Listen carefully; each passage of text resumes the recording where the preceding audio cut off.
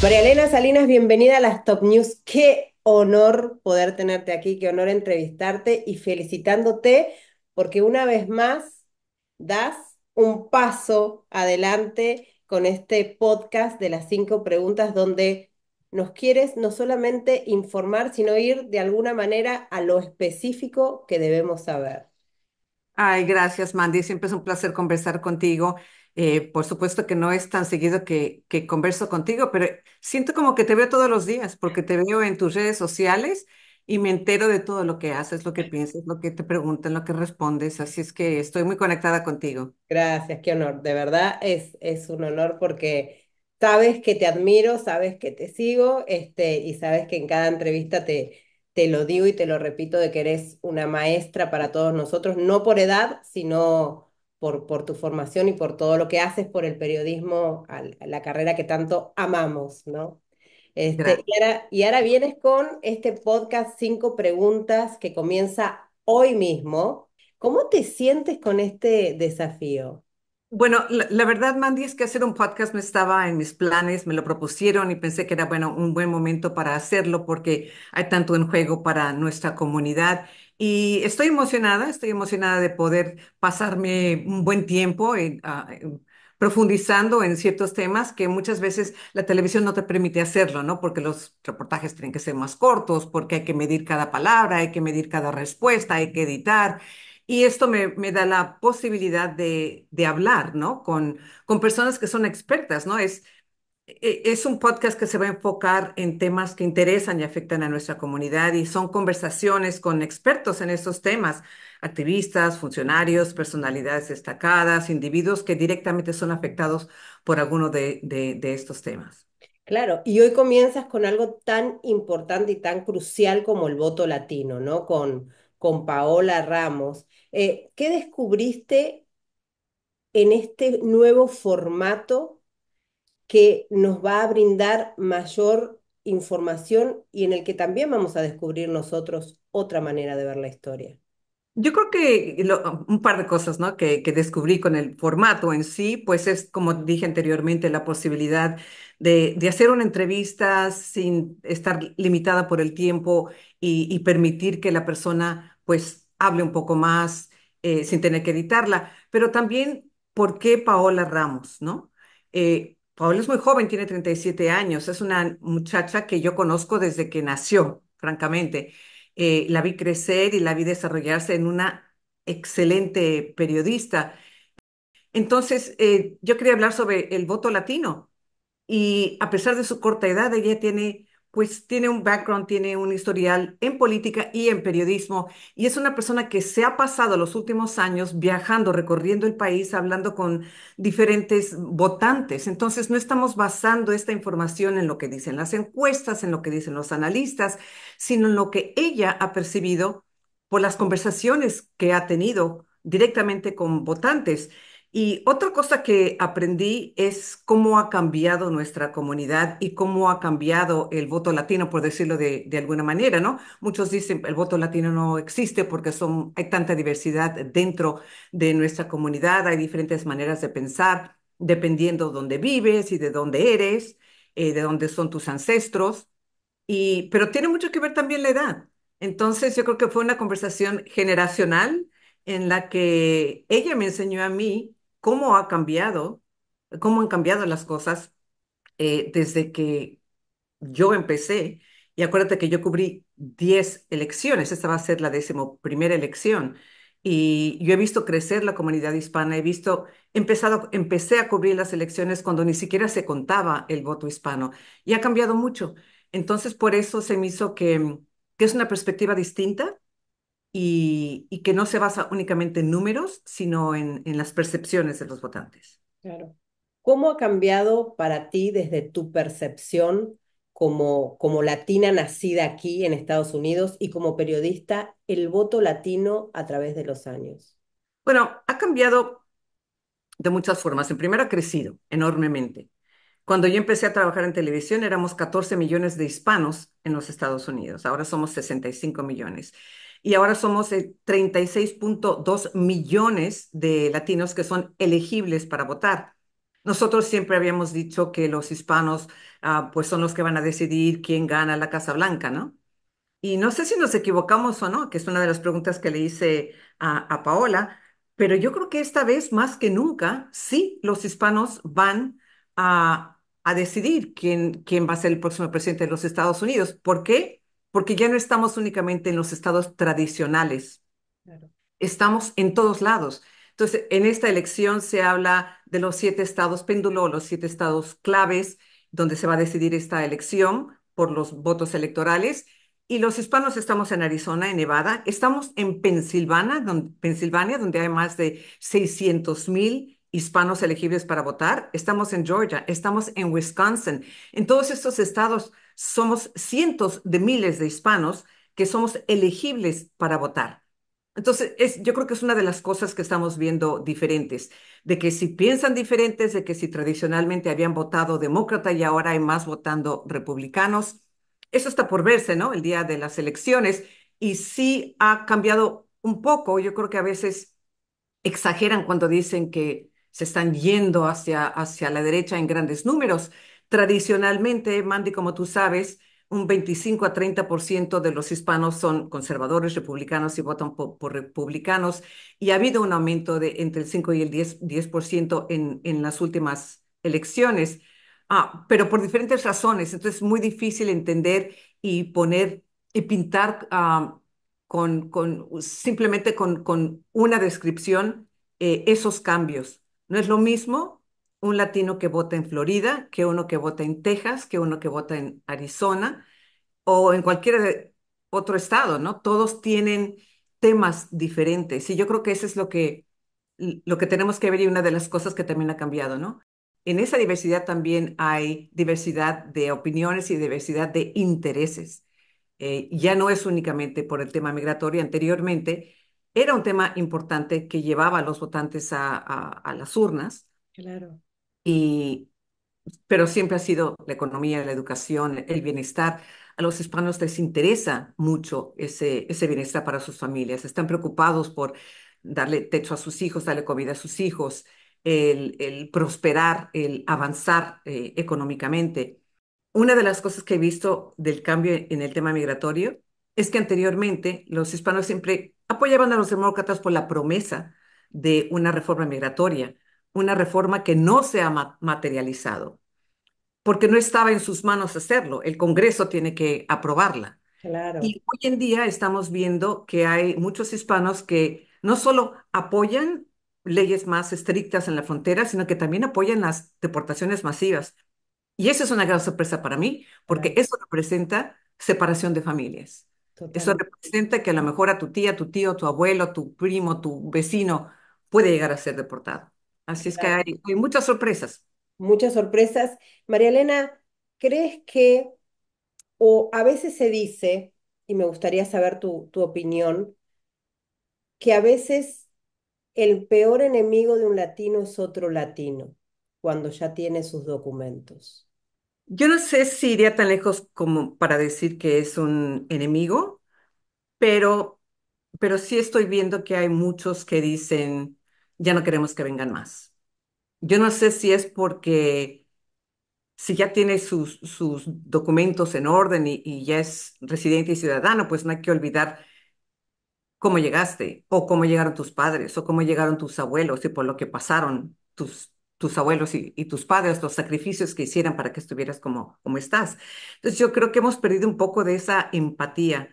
Eh, no nos damos cuenta que los inmigrantes contribuyen tanto a este país y pensamos únicamente en nosotros y en nuestra familia y en nuestro bienestar y no en el bienestar de nuestra comunidad. De hecho, cuando te comentaba anteriormente que el tema migratorio era importante para la comunidad hispana, cuando se les preguntaba cuál es el tema de importancia a tu comunidad, era inmigración. ¿Cuál es el tema importante para ti? Era la economía. Entonces, no tenemos que olvidarnos que somos parte de una comunidad y que esa comunidad es muy variada y tienen situaciones que son difíciles de explicar y de entender para muchos. Pero a mí, en lo personal, te voy a ser honesta, no representando a ningún medio, sino representándome a mí. Sí, que a mí me molesta muchísimo esa retórica tan negativa y esos insultos hacia los hispanos. total. Yo creo que uno puede decir, sí, hay que tener mayor control, no podemos permitir que tanta gente pues entre al país, no podemos evitar que intenten hacerlo porque el mundo está revuelto y siempre que hay un país próspero al lado de países que tienen problemas, van a intentar entrar, ¿no? Como no nada más que aquí en Estados Unidos, en todo el mundo es así, En Europa también, o sea, en todos en lados. Europa. Y bueno, en el mismo Latinoamérica, aquí se quejan de que han venido todos los venezolanos acá. Sí, 7 millones de venezolanos han huido de su país, pero no han venido acá. Algunos han venido acá. Pregúntale a Colombia, pregúntale a Chile, pregúntale a Argentina, pregúntale a Ecuador, pregunta a todos esos países donde sí hay millones y millones de personas. Y aún así, en esos países también hay que tener empatía. Solo hay que imaginarnos qué tan desesperada está una persona para tomar un riesgo tan grande de arriesgar su vida literalmente y hacer un viaje hacia el norte para poder sobrevivir, para poder mejorar su vida. Hay que ponernos en el lugar de estas personas y que se pongan en cola y que lo hagan bien. No hay cola, no existe. Claro. Es extremadamente difícil legalizarse. Pero a mí sí, francamente, me molesta la retórica negativa antiinmigrante. Yo creo que se pueden exigir leyes más estrictas sin tener que deshumanizar e insultar a todo un grupo étnico. Seguro. Y dentro de esto que hablabas del crecimiento de nosotros los latinos, quizás no confundir el que antes tenían miedo, teníamos miedo, y ahora hacemos valer nuestros derechos porque somos más y entendemos que tenemos derecho en este país. Eso no significa el derecho a señalar. Exacto, a señalar a nadie. La verdad es que una de las cosas que a mí más me molesta de la humanidad es el racismo. Y ese rechazo el racismo y el clasismo, y ese rechazo que existe hacia otros, ya sea por su raza, por su color, por su género, por lo que sea, es una de las cosas más feas de un ser humano. Eso quiere decir que no existe el respeto hacia los demás. No existe la aceptación de quienes son diferentes o tienen una historia diferente o tienen una experiencia diferente en la vida. Y eso pues no nos une como sociedad, nos divide, que es donde estamos en este momento. Estamos Claro. viviendo como una división que francamente yo nunca la había visto, ¿no? De hecho, ese es uno de los temas que vamos a tocar en este podcast, es que esa división y cómo hablar con familiares y amistades que no piensan igual que nosotros. Qué bueno Eh, eso. yo creo que ese es un tema importante. Por eso yo quise hablar más de temas y buscar personas que pudieran hablar sobre estos temas que simplemente entrevistar a personas famosas, ¿no? Claro. No, y María Elena, también eso habla de tu empatía, de que por lo menos en el primero y en el segundo capítulo, que son los que yo sé, esta cosa de generacional, ¿no? De escuchar a la otra generación, a la generación que viene, a la generación más joven y aprender todos, ¿no? A partir de ti, incluida tú. Es curioso porque yo no sé si es que escogimos a estas personas porque son jóvenes o si es coincidencia. Pero Paola, imagínate, tiene 37 años. El segundo tiene 25 años, que es el influencer, Carlos Eduardo Espina. La tercera que voy a entrevistar tiene 23 años. Entonces resultó ser una cuestión generacional, pero yo creo que eso lo que nos dice también es que el futuro de este país y de nuestra comunidad y del mundo está en manos de los jóvenes. Ellos son los que están cambiando el mundo. Ellos son los que han dejado de tener miedo, los que se atreven a ser líderes. Y muchas veces nosotros pensamos, está tan desconectada la juventud, se la pasan, a ver, ¿dónde está mi teléfono? Se la pasan en sus teléfonos y no les importa nada. No, al contrario, no están desconectados, están muy conectados y están conectados en temas que pueden cambiar el mundo, que pueden Totalmente. Y lo vemos en todos lados, en cualquiera de los temas sociales, control de armas, inmigración con los Dreamers, la contaminación ambiental. Son los jóvenes los que están tomando acción para realizar cambios. Una de las frases que siempre repites es, el éxito no radica en lograr fama, fortuna y poder. El éxito es poder dejar huella en la vida. Y esto forma parte de, ¿no? Sí, yo creo que sí. Hay mucha gente que sí está dejando huella y hay que hablar con esas personas y hay que mostrar el por qué. Y también, Mandy, otra cosa que a mí se me hace importante, cuando tú conoces a alguien, casi lo primero que le preguntas es, hola, ¿cómo estás? ¿Qué haces tú? ¿A qué te dedicas? Pero muy pocas veces les preguntamos, ¿quién eres? Cuéntame tu historia. Entonces, en todas mis entrevistas, y ha salido así, lo primero que hago es conocer a la persona, ¿no? Conocer un poquito sobre su historia personal. Y si son inmigrantes, pues conocer su historia de inmigrante. Yo creo que cuando empiezas a ver a una persona como un ser humano, le pones más atención a lo que tenga que decir. Y eso se me hace también súper importante. Es más, deberíamos de haber llamado ¿Quién eres? A este podcast en lugar de 5 preguntas, pero... Bueno, para la segunda temporada le agregas. Esta primera temporada tiene 10 episodios que ya me imagino los grabaste, conociendo. No, No, todo uno pensé que semana por sí, semana, porque apenas llevamos eres tan dos organizada grabados. que... Eh, además del tiempo, además de las personas, ¿qué descubriste de ti en los podcasts? Cuando me senté a grabar, lo hacemos en un estudio porque también va a estar en YouTube, así es que hay video y audio. Se puede escuchar en Spotify, en Apple, en todos lados, pero también en YouTube. Y empecé a leer en el teleprompter la introducción, la primera introducción a mi invitado, pero también la introducción al podcast en sí.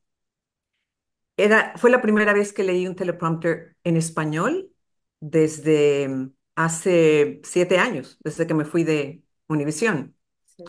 Y sentí una familiaridad y una satisfacción de saber que me estaba dirigiendo al público de habla hispana y que eso lo extrañaba. No que extraño trabajar en televisión para nada, pero el público al quien me voy a dirigir ahora es un público eh, que yo conozco por décadas, por 4 décadas. Y digo conozco porque muchos jóvenes vienen a decirme, ay, mira, yo crecí viéndote, mi mamá o mi abuela te veían o mi papá. Entonces ya se trata de una cuestión generacional, ¿no? Ya van 2 o 3 generaciones que durante 40 años estaban, a los pobres jóvenes los obligaban a ver televisión porque no había teléfonos celulares ni juegos electrónicos en esa época. Y entonces, pues, aprendí, si tu pregunta es qué aprendí de mí, es que me dio una gran satisfacción el poder dirigirme nuevamente a ese público en español, a pesar de que la mayoría de los jóvenes son bilingües y obtienen su información en inglés. Hay muchos que todavía les interesa el español, más por el idioma, por el contenido y los temas que se cubren cuando están dirigidos a los hispanos. Claro, qué bueno. Recién hablabas de tu salida de Univisión y recuerdo que en aquel momento tú decías, mi misión ahora o parte de mi misión es hacer que el mercado anglo o que el anglo conozca de nosotros los hispanos, lo que nos interesa, lo que queremos. Y creo que el objetivo se cumplió ampliamente. ¿Cómo lo sientes tú? Bueno, es cierto, cuando terminé mi ciclo en Univisión dije que quería seguir contando historias a diferentes audiencias en diferentes plataformas y es exactamente lo que he estado haciendo. Estuve en Investigation Discovery con mi propio programa por 2 años, luego en CBS por 2 años, ahora llevo 2 años y medio en la cadena ABC. Ese ciclo se cierra ahora en diciembre y ahora este podcast, ¿no? Que es una nueva plataforma. Claro. Y como te dije, por primera vez en 7 años lo haré en español. Una cosa que aprendí trabajando en inglés es que no es tan diferente que en español. Las noticias son noticias en cualquier idioma, ¿no? Ujú. Las empresas quizás tengan un estilo distinto y una estructura empresarial distinta, pero al fin del día la meta es informar con hechos verificables. Y creo que eso es lo que logré hacer. Logré hacer muchas historias.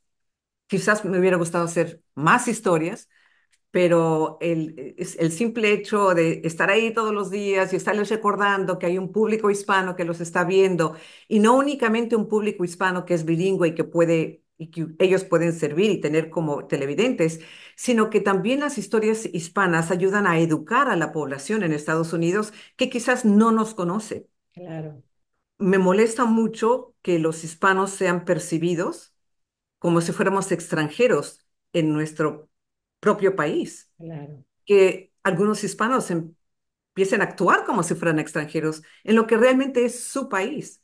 Entonces, pues, misión lograda, se puede decir, hasta cierto punto. Ya pasé varios años ahí, ya estoy lista para hacer otra cosa. Yo creo que lo único que no he podido lograr, que era una de mis metas, es ser dueña de mi propio tiempo. Eso es más complicado. Es más complicado. Yo pensé, si no tengo que trabajar todos los días, puedo hacer lo que quiera. No. Esa es la tarea más difícil siempre. Eh, recién comentabas que en diciembre se cierra un ciclo para ti y también se cierra un ciclo para quien fue tu compañero por mucho tiempo, que es Jorge Ramos, y te vimos en redes dándole tu mensaje. ¿Qué significa para ti el final de esa era para quien fue tu compañero durante tanto tiempo y que tú te le adelantaste por decisión propia 7 años? Curiosamente, Jorge me llamó ese día, el día que anunció en la mañana para avisarme que lo iba a hacer, y me dio las gracias por abrir la puerta. Y digo, ¿cómo que, qué es eso? ¿Cómo que gracias por abrir la puerta? Dice, sí, porque tú lo hiciste primero, ¿no? Tú te cerraste este ciclo. No quiero decir fuiste, porque esa es una palabra como parece que suena como abandono, y no es abandono, es realmente cerrar un ciclo. Lo fue para mí y yo creo que es para él también. Jorge lleva pues 40 años en Noticiero Univisión, y sí es el fin de una era, pero yo no quiero darle a eso una connotación negativa. Es el fin de esta era, es el fin de lo que fueron los años de desarrollo y de crecimiento de la televisión hispana, y junto de la mano del crecimiento de la comunidad hispana. Así es que crecimos juntos. Es el fin de una era. Y fíjate qué mejor ejemplo de que está cambiando el votante latino. Está cambiando la televisión hispana. Estamos cambiando nosotros. Estamos pasando a otra etapa. Ahora estoy muy contenta por Ilia Calderón de que ahora va a ser la presentadora única. No hay motivo porque una mujer no pueda llevar un noticiero a nivel nacional, y ella lo ha estado haciendo excelente y lo va a seguir haciendo excelente. Y yo sé que Ile es una persona que está muy comprometida con el periodismo, con la comunidad hispana, con los jóvenes, y es el inicio de una era. Entonces, no es ni bueno ni malo de que se termine una era, es simplemente se cierra una puerta y se abre una nueva. Totalmente. Y es lo mismo exactamente que está pasando con nuestra comunidad. Están cerrándose ciclos y están abriéndose nuevos ciclos con una comunidad que en realidad es mucho más madura, mucho más sofisticada, con mayor educación, conoce sus derechos y conoce sus responsabilidades. Así es que yo creo que es una buena transición. Claro. Ustedes hicieron historia dándole voz a los latinos y ahora Ilia hará historia siendo la única mujer afrolatina está al Sí, frente de las noticias, ¿no? así es. María Elena, te encontramos en todos lados a partir de hoy. Estás de vuelta para nosotros hablando español y representándonos nuevamente y cuidándonos. Así que felicidades y que sea el Gracias, Mandy. primero de muchos ciclos. Gracias, Mandy. Te lo agradezco muchísimo. Un fuerte abrazo, y gracias por interesarte en conversar conmigo sobre 5 preguntas, que en Bien, realidad son como 20, me imaginé. pero son 5 preguntas claves, puntuales, desarrolladas con más Claro, preguntas. se van desglosando. Gracias. Nos vemos Gracias a pronto. ti. Un abrazo.